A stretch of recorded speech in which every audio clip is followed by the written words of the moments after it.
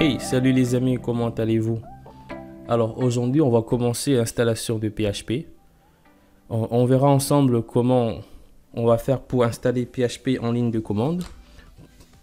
Par exemple,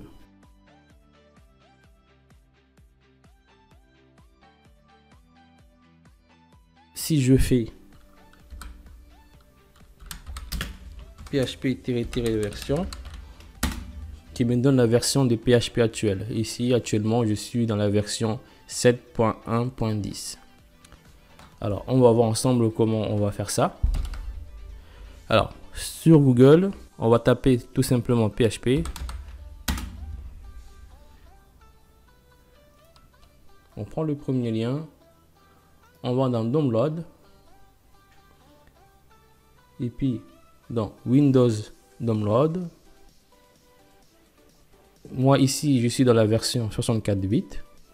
Alors, du coup, je descends, je prends cette version-là, 64 bits, not read.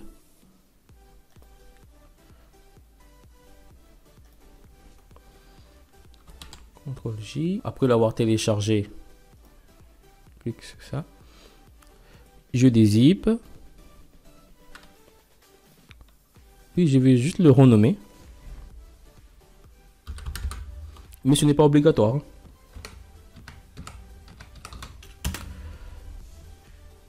Je le renomme juste. Et je fais un copie. CTRL-C. Et je colle aussi à la racine.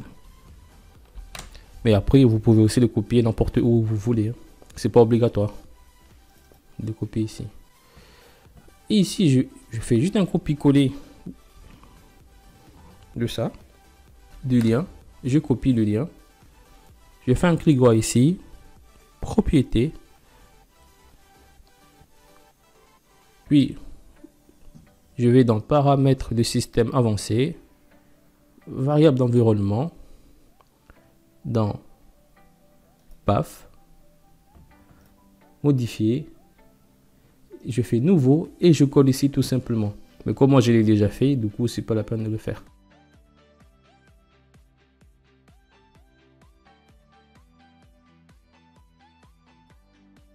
Une fois que c'est fait,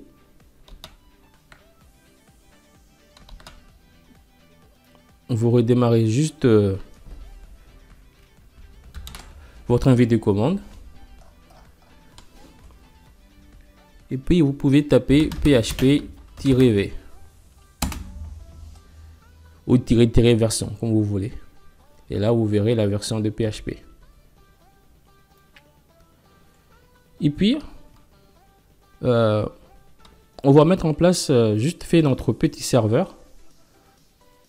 Alors je vais créer aussi à la racine, hein. Je vais créer à la racine un dossier qui s'appelle site. Dans site, je crée un dossier aussi qui s'appelle test. Et dans test, je vais vite fait lancer commandeur parce que j'aime bien le faire en ligne de commande. Dans test, je vais créer. Alors, je vais juste mettre non, je vais plutôt mettre vim. Le nom de mon dossier, de fichier, pardon. Et là, ça lance Vim. J'appuie sur I pour insertion. Voilà.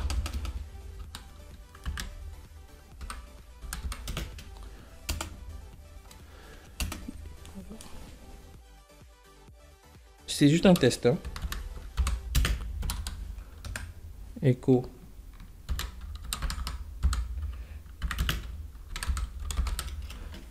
Alors, voilà. Puis je copie et je ferme.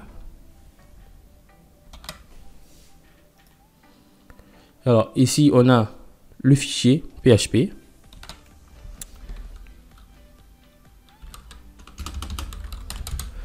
Alors, Ça n'a pas marché.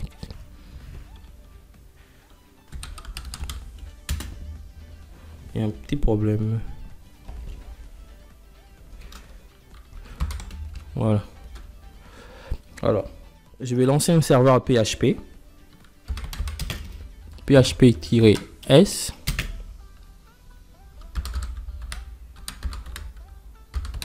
Localhost. Alors, ici, en fait, j'ai lancé des serveurs PHP dans le dossier test. Hein. Il faut faire très attention. Je tape. OK, ça n'a pas marché. C'est normal.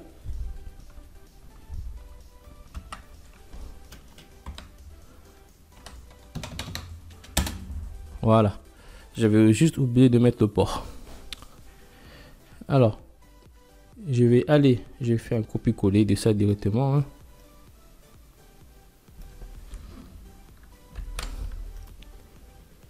Je colle ici. Et vous voyez, Hello World. Voilà, ça a marché. Mais ici, par exemple, j'appuie sur CTRL-C pour quitter. J'actualise. Voilà, ça ne fonctionne plus. En fait, PHP intègre juste un petit serveur qui permet de lancer directement notre site. Et l'avantage avec ce petit serveur, en fait, on peut placer le dossier où on veut, n'importe où. Voilà. Et puis on verra plus tard, hein, on verra dans les prochaines leçons comment installer l'Aragon. Parce que l'Aragon, pour moi, c'est encore mieux que MAMP ou WAMP. Avec l'Aragon, on peut même avoir des virtual hosts.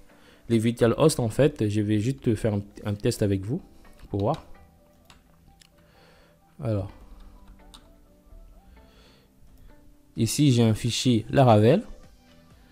Vous voyez, j'ai juste nommé Laravel. Mais je vais créer un nouveau dossier ici à la racine.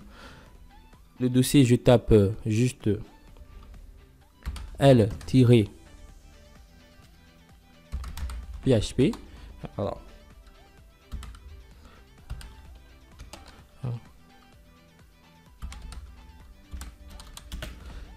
je tape juste mkdir pour créer le dossier. Et dans ce dossier-là,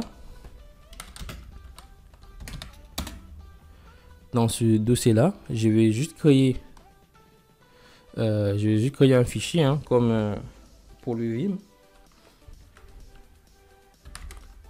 Vim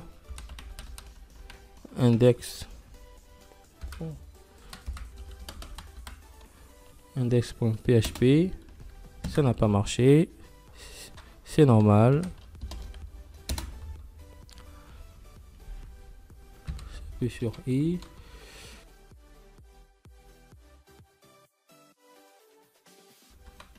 J'appuie sur Hello World, j'écris Hello World, j'enregistre. Je vais ouvrir l'Aragon.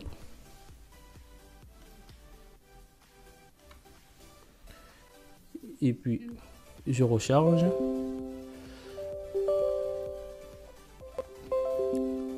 Et ici, en fait, je vais juste taper le nom de ce fichier là, suivi de .dev. Alors, L-php.dev.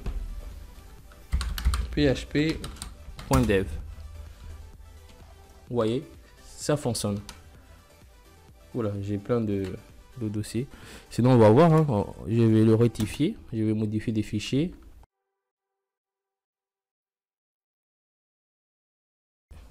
Voilà, vous voyez, ça fonctionne bien. Allez, on se dit à bientôt pour l'installation de l'Aragon.